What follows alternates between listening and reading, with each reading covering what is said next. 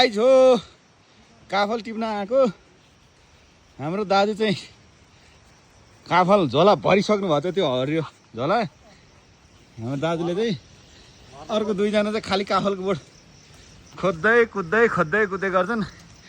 यो घना घोर जङ्गलमा कहाँ हो कहाँ पानी चिप्लो रुख काफल पनि छ छानला अलि बेसमा चिप्लो रुख चिप्ले गर्दो रहेछ।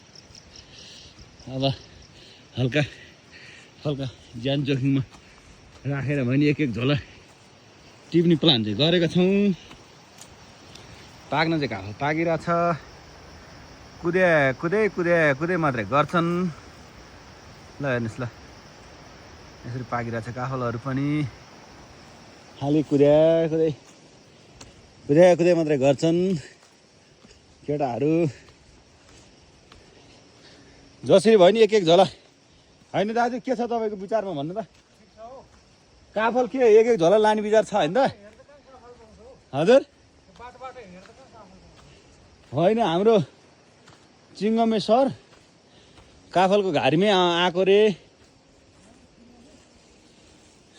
ल काफलको बोट ल